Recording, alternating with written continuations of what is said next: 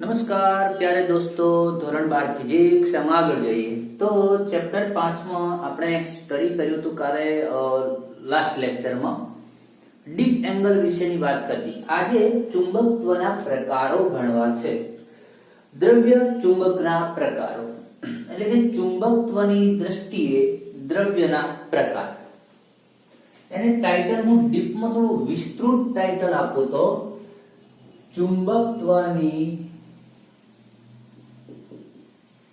ચુંબકત્વના આધારે દ્રવ્યના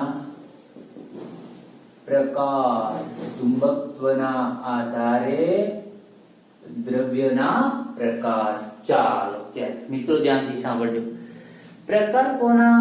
દ્રવ્યના. દ્રવ્ય બોલે તો પદાર્થ, પણ શેના આધારે? ચુંબકત્વના આધારે. આમ તો દરેક પદાર્થના પ્રકાર હોય છે. પદાર્થો 3 પ્રકારના હોય, તો કે એસિડ, બેઝ, ક્ષાર. પણ એના શેના આધારે? તો કે એની એસિડિક રાસાયણિક ગુણધર્મના આધારે. પદાર્થના 3 પ્રકાર: ઘન, પ્રવાહી, વાયુ. તો એ અવસ્થાના આધારે. તમે જો પ્રકાર, પદાર્થોના પ્રકાર અનેક રીતે પાડી શકાય. બીજા તમે કહો છો તો તત્વ, મિશ્રણ, સંયોજન. બંધ બનાવે છે કે નહીં એના આધારે. બીજા પ્રકાર બીજા જે એસિડ, બેઝ અને ક્ષાર કહ્યું. હા, ઘન, પ્રવાહી, વાયુની વાત કરી તો એવી વાહક, અવાહક, અર્ધવાહક. વાહક, અવાહક, અર્ધવાહક આ પણ પદાર્થોના 3 પ્રકાર છે. તો આ વાહકતાની દ્રષ્ટિએ એમ અહીંયા ચુંબકત્વ, હવે તમને ટોપિક ક્લિયર થશે. ચુંબકત્વના આધારે દ્રવ્યના પ્રકાર છે. 5 પ્રકાર ટોટલ હોય છે. તમારી બુકમાં એનો 3 નો ઉલ્લેખ કર્યો છે. બહુ ધ્યાનથી સાંભળજો. એક આવે છે ડાયામેગ્નેટિક, એક છે ડાયામેગ્નેટિક, એક છે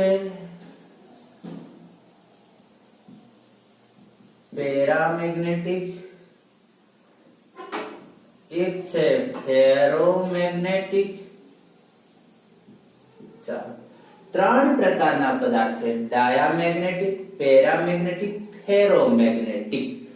3 પ્રકારના પદાર્થ છે. સમજો, ટોટલ 5 પ્રકારના હોય છે. એક ફેરીમેગ્નેટિક, એક એન્ટી ફેરીમેગ્નેટિક, આવા પણ હોય છે પ્રકાર. કેમિસ્ટ્રીમાં એક આવે છે ફેરીમેગ્નેટિક. ચલો, ડાયા, પેરા, ફેરો. જો ઉચ્ચારણ: ડાયામેગ્નેટિક, પેરામેગ્નેટિક, ફેરોમેગ્નેટિક. હવે મહત્વની વાત એ છે કે આ વખતે તમારા સિલેબસમાંથી ડાયાને અને પેરાને હટાવી દીધા છે.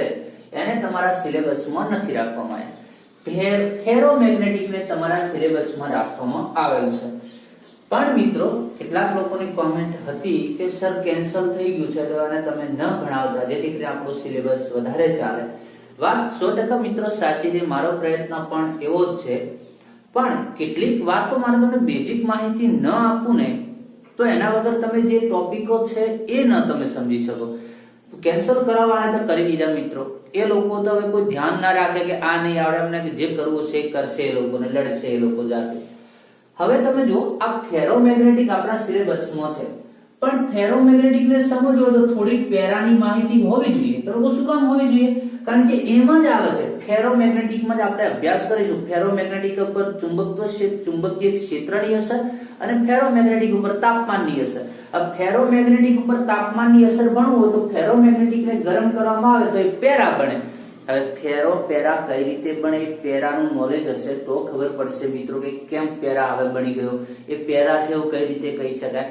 એટલા માટે થોડીક બેઝિક માહિતી હોવી જોઈએ. ચાલો ઝડપથી બેઝિક માહિતી આપી દઉં તો મિત્રો આપણે કહ્યું હતું કે જ્યાં પ્રવાહ. હવે અહીંયા બહુ મહત્વની વાત છે. અત્યાર સુધી આપણે આખા ચેપ્ટરમાં જો ચેપ્ટર 4 માં આપણે સ્ટડી કર્યું હતું મિત્રો કે જ્યાં પ્રવાહ ત્યાં ચુંબકીય ક્ષેત્ર. આવું વાક્ય આપણે વારંવાર બોલતા હતા. જ્યાં પ્રવાહ ત્યાં ચુંબકીય ક્ષેત્ર. પ્રવાહ હોય, આજુબાજુ ચુંબકીય ક્ષેત્ર ઉત્પન્ન થાય.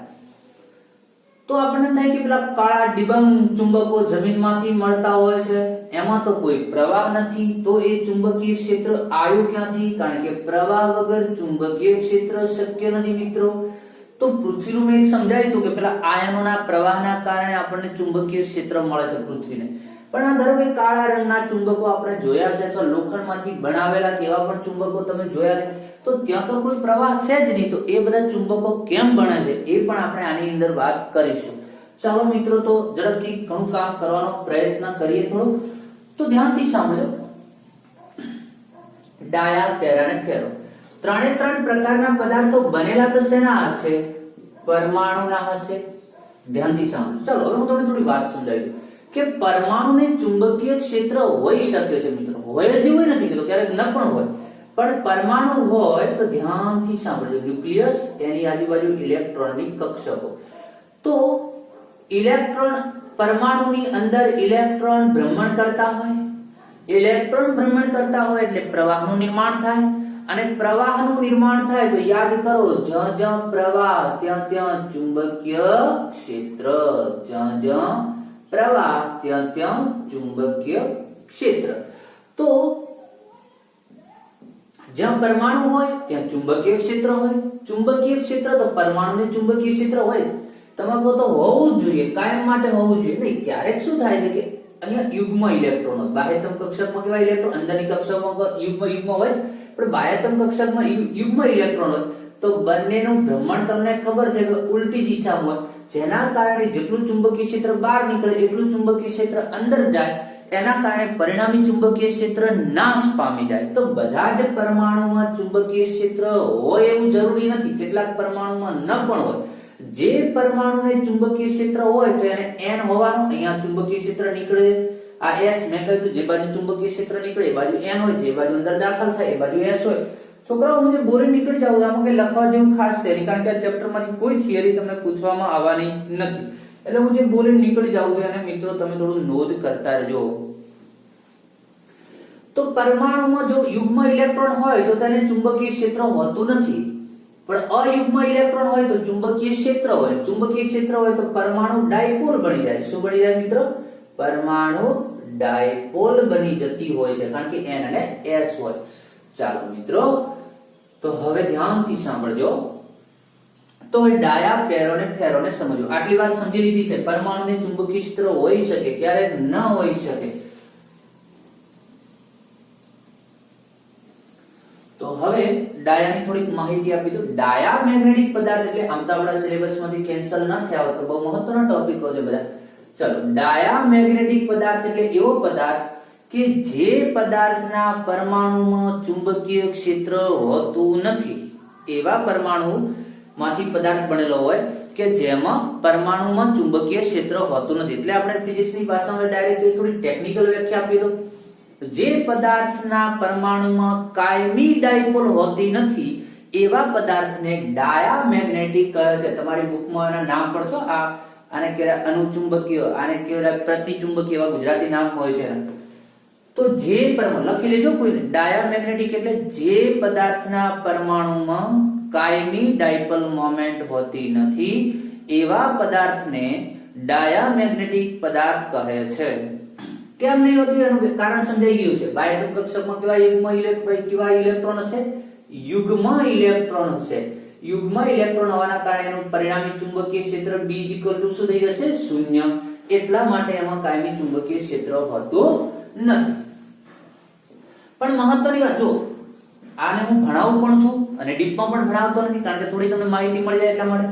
પણ એ જ ડાયામેગ્નેટિક પરમાણુને જો ચુંબકીય ક્ષેત્ર મૂકવામાં આવે ને, આખો ડાયામેગ્નેટિક પદાર્થ હોય એને જો ચુંબકીય ક્ષેત્રમાં મૂકવામાં આવે તો એ પદાર્થ પાછો ચુંબક બની જાય. શું બની જાય ભાઈ? ચુંબક બની જાય.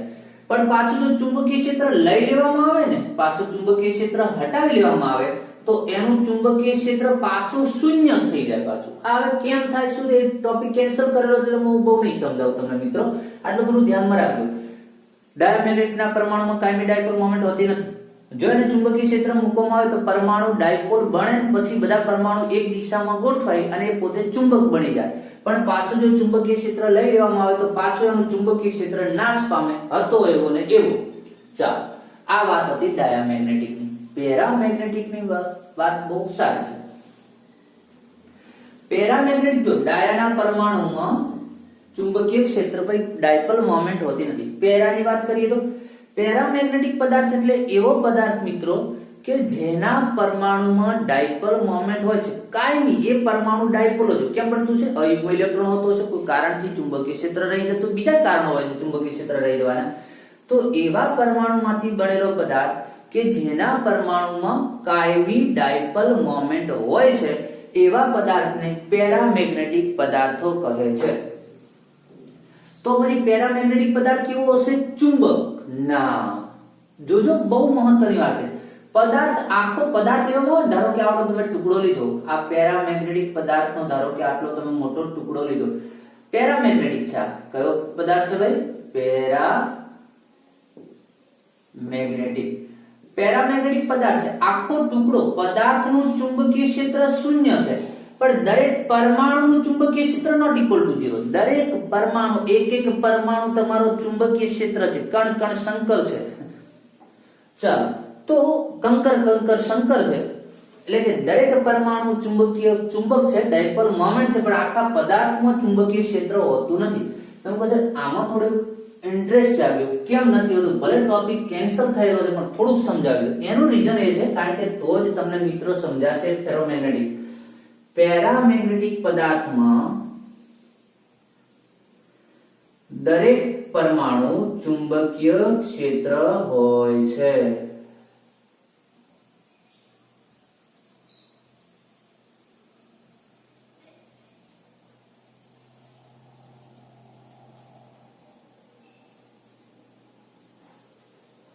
ચાલો, ધારો કે આ પરમાણુ છે, આનું ચુંબકીય ક્ષેત્ર આ બાજુ, આનું આ બાજુ, આનું આ બાજુ, આનું આ બાજુ, આનું આ બાજુ, આનું આ બાજુ, આનું આ બાજુ, આનું આ બાજુ, આનું આ બાજુ, આમ. તો દરેકનું ચુંબકીય ક્ષેત્ર એટલે કે અંદર પરમાણુઓ અસ્ત અને વ્યસ્ત, એટલે કે અસ્ત વ્યસ્ત ગોઠવાયેલા હોય છે.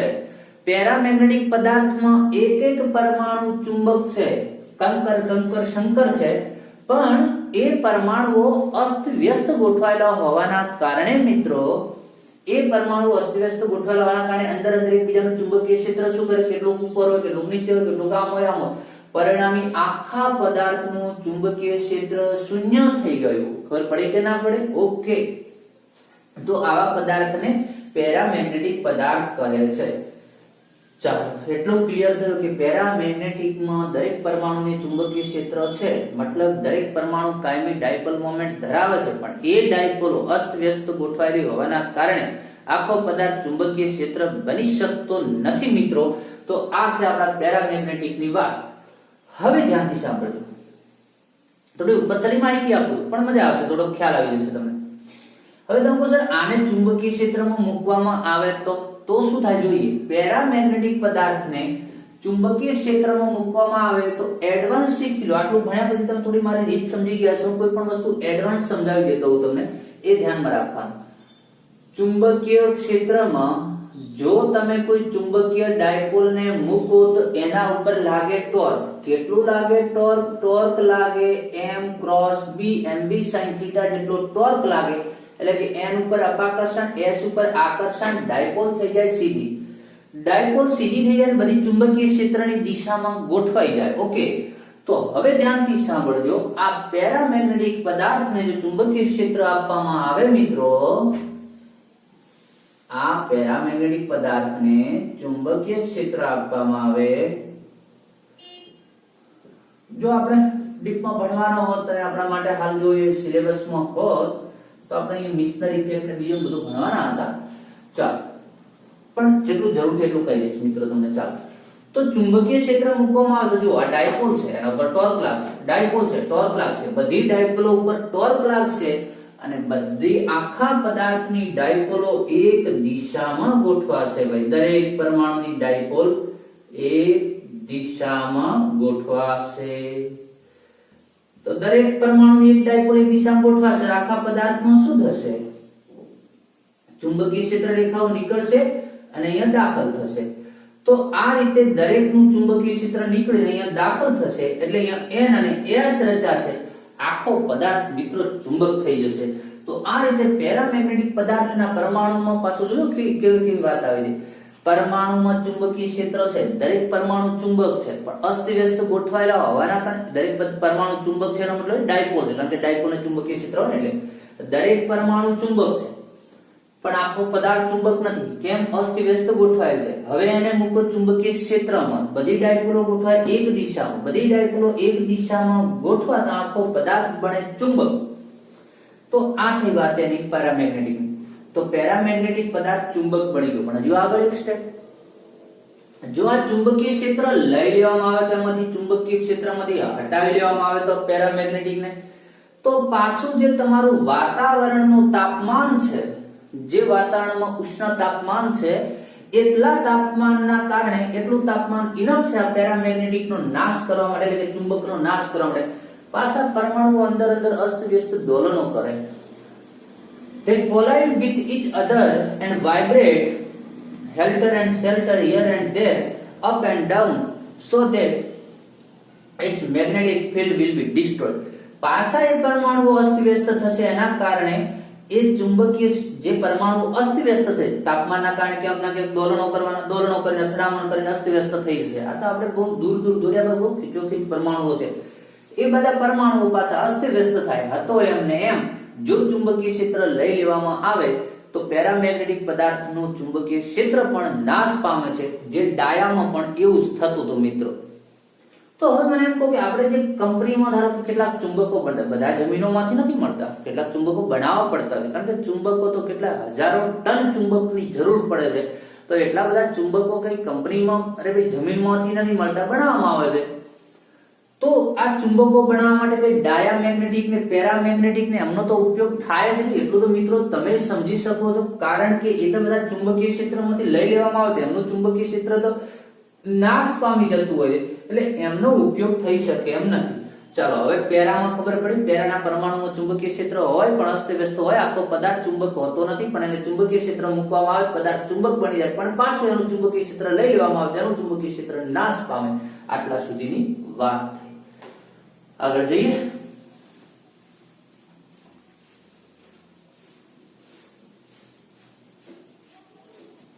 હવે મિત્રો ફેરોમેગ્નેટિક બહુ મજાનો ટોપિક છે, ધ્યાનથી સમજો, જે તમારા સિલેબસમાં પણ રાખવામાં આવેલ છે. ફેરોમેગ્નેટિકમાં કેવો હોય તો તમે એમાં નામ સાંભળ્યું છે કદાચ, ડોમેઇન બંધારણ હોય, ડોમેઇન સ્ટ્રક્ચર જોવા મળે. ડોમેઇન સ્ટ્રક્ચર એમાં ડોમેઇન હોય, ડોમેઇન નો મતલબ નાનો વિસ્તાર, ડોમેઇન નો મતલબ બધા વિસ્તાર થતો હોય છે. તો એ વિસ્તારો નાના નાના ચુંબક પેલે ઝુમખા હોય છે, સમજીએ આકૃતિ દોરીને. ધારો કે આ ફેરોમેગ્નેટ, હવે ટાઇટલ આપ્યો ફેરો નો મતલબ, ફેરો મતલબ ફેરો. ચાલો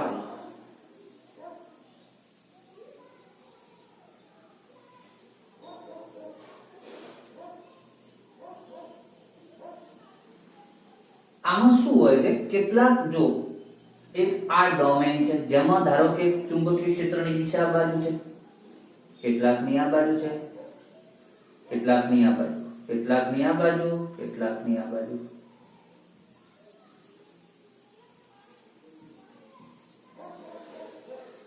ચાલો આ છે ચુંબકીય પદાર્થ. તો સર આમાં કઈ ખબર ના પડે, પરમાણુઓ છે ના, આ જે તમને દેખાય છે અંદર જે ભાગ છે આ ડોમેઇન છે. ડોમેઇન એટલે એક એવો વિસ્તાર, પણ કેવો વિસ્તાર કે એ નાના ઘણા બધા પરમાણુઓનો સમૂહ છે, પરમાણુઓનું ઝુમખું છે. મિત્રો ધ્યાનથી સાંભળજો, પરમાણુઓનું ઝુમખું છે, એનો સમૂહ છે, ગ્રુપ ઓફ એટમ્સ,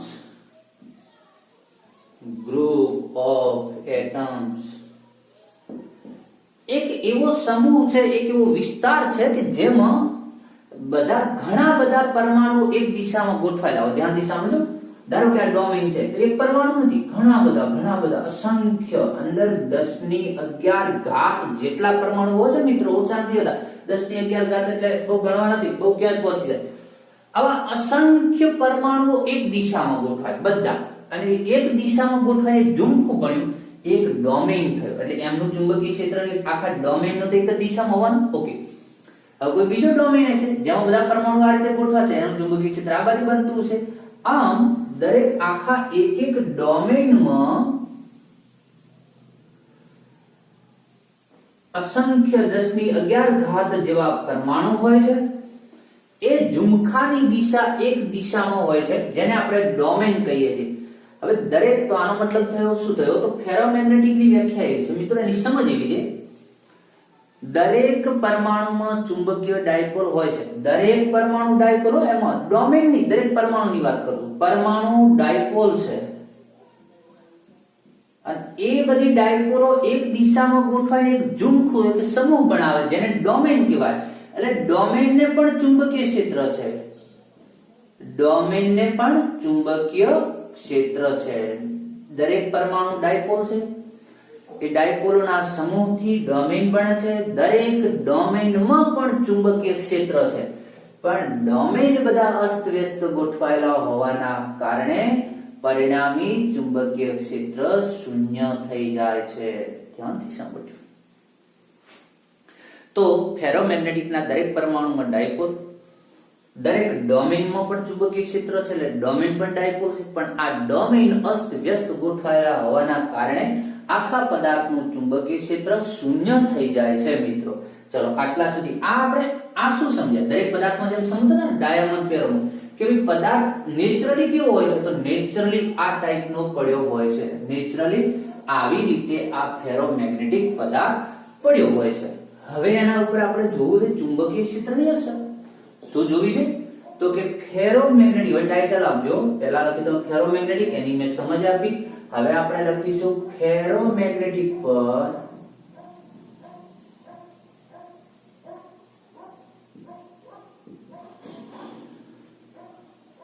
પદાર્થ પર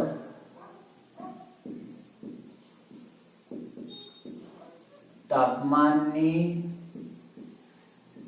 અસર. ચાલો, અરે સોરી ચુંબકીય ક્ષેત્રની, પદાર્થ પર ચુંબકીય, તાપમાનની પછી ભણીશું ચુંબકીય ક્ષેત્ર. પદાર્થ પર બાહ્ય ચુંબકીય ક્ષેત્રની અસર, બાહ્ય ચુંબકીય ક્ષેત્રની અસર, બાહ્ય ચુંબકીય ક્ષેત્રની અસર, બાચુની અસર, બાહ્ય ચુંબકીય ક્ષેત્રની અસર. એટલે કે આને જો ચુંબકીય ક્ષેત્ર આપવામાં આવે તો શું થાય, ચાલો ધ્યાનથી સાંભળજો.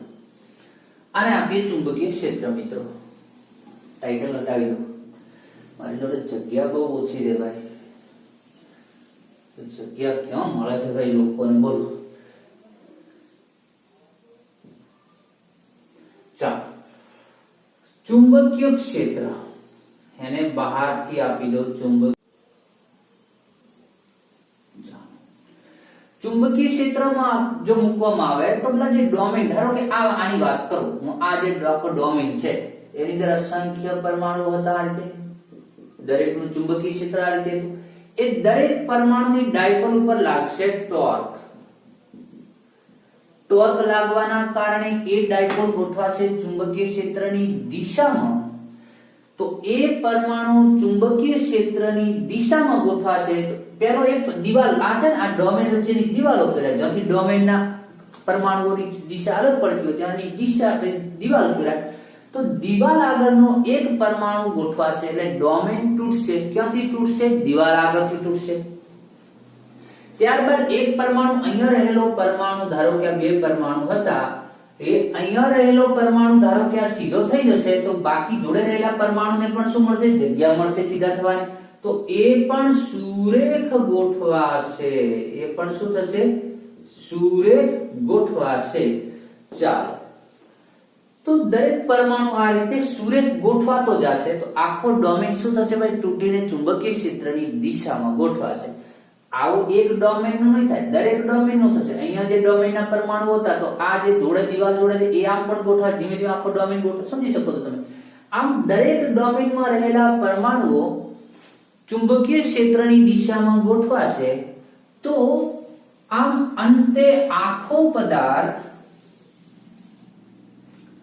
અંતે આખો પદાર્થ આવી રીતે એના દરેક પરમાણુઓ ચુંબકીય ક્ષેત્રની દિશામાં ગોઠવાઈ જશે.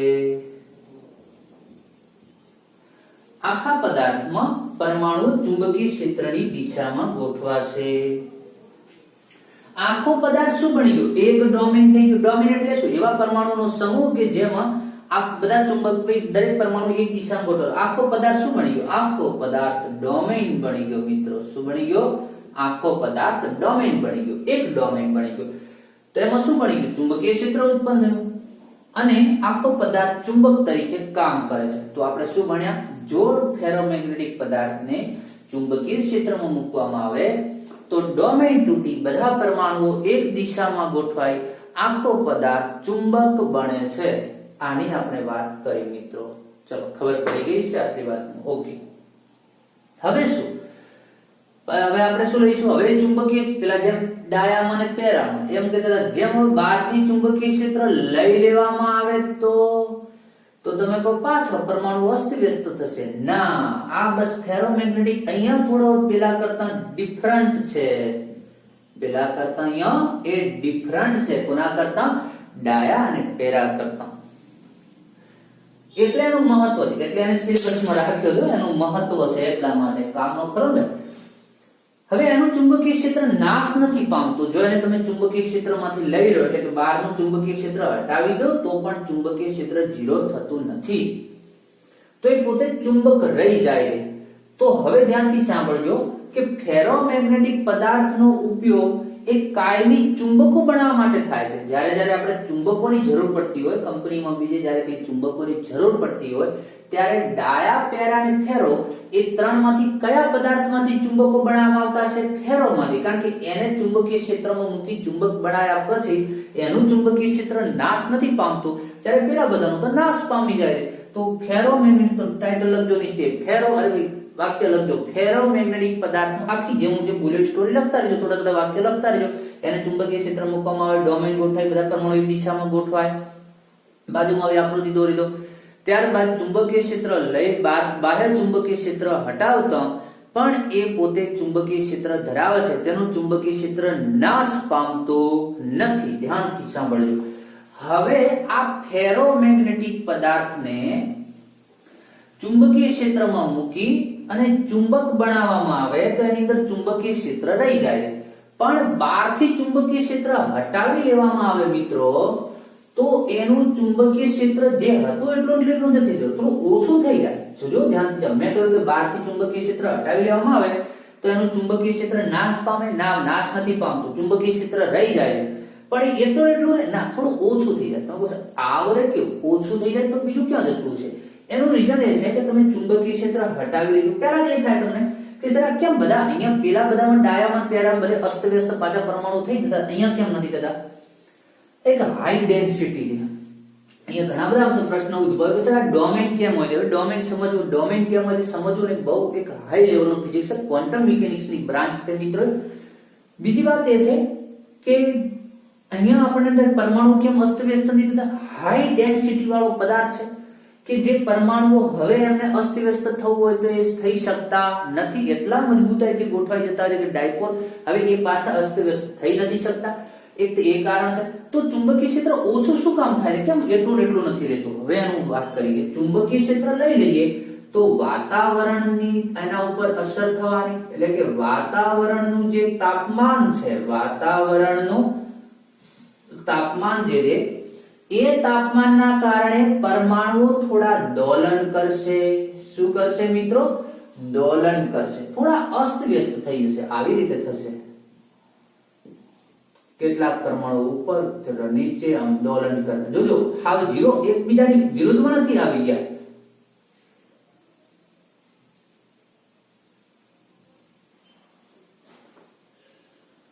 આમ થઈ જશે. એકદમ રેખામાં તરીકે થોડા અસ્તવ્યસ્ત દોલન કરશે. એટલે પહેલા કરતા જો હવે તમે આનું જો બધાનું ગણવા જાઓ તો આનું ચુંબકીય ક્ષેત્ર આ દિશામાં, આનું ચુંબકીય ક્ષેત્ર આ દિશામાં, આનું આ દિશામાં, એટલે થોડી અસર એકબીજાને થોડીક નાબૂદ કરે. એટલા માટે આના જેટલું ચુંબકીય ક્ષેત્ર રહેતું નથી. તો આ રીતે ધ્યાનથી સાંભળજો. ફેરોમેગ્નેટિક માંથી હવે સમજવા જેવી વાત છે.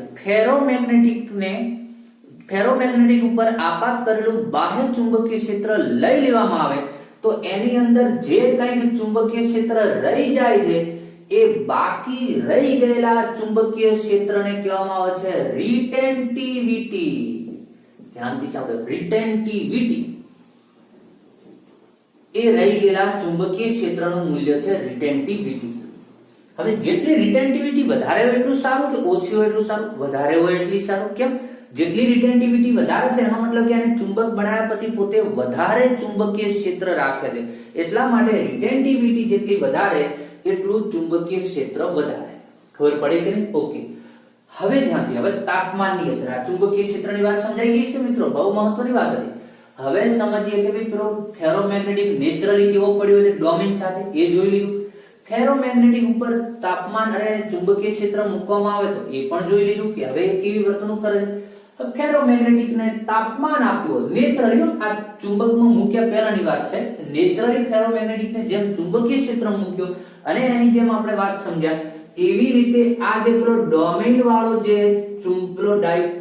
ડોમેન વાળો જ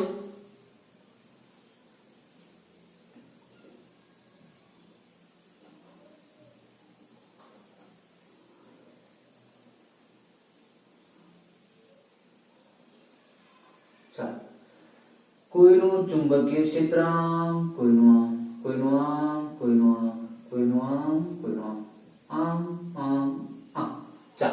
આખો નેચરલી પદાર્થ હતો જેનું ચુંબકીય ક્ષેત્ર શૂન્ય છે. દરેક ડોમેન અસ્તવ્યસ્ત ગોઠવાયેલા છે. આના ઉપર તાપમાન આપવું છે. તાપમાનની, ટેમ્પરેચરની અસર થાય છે.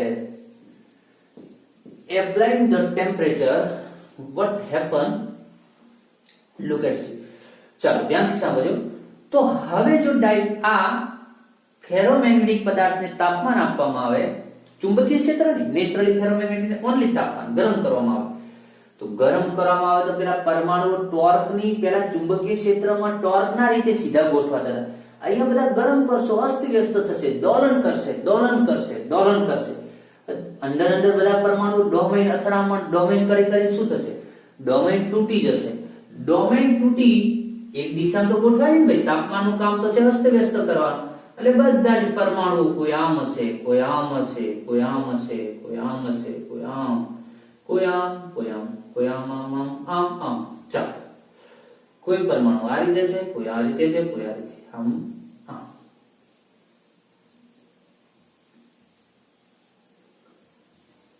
ચાલો, બધા જ પરમાણુઓ અસ્ત વ્યસ્ત ગોઠવાઈ જશે. તો યાદ કરો કે દરેક પરમાણુમાં ડાયપોલ હોય અને એ બધા પરમાણુઓ અસ્ત વ્યસ્ત હોય તો એવા પદાર્થને શું કહેતા હતા? પેરામેગ્નેટિક. તો ફેરોમેગ્નેટિક ને જો ગરમ કરવામાં આવે તો અમુક તાપમાન સુધી તો રહેશે. હજી તો પેલા ડોમેન છે એ સહન કરશે. પછી એમનાથી સહન થયું નહીં મિત્રો, અને પછી એ બધા ડોમેન તૂટીને અસ્ત વ્યસ્ત થયા. આ રીતે દરેક પરમાણુ ડોમેન પણ ન રહે, દરેક પરમાણુ અસ્ત વ્યસ્ત થઈ ગયો. તો આ ફેરોમેગ્નેટિક હતો એ શેમાં રૂપાંતરણ પામ્યો?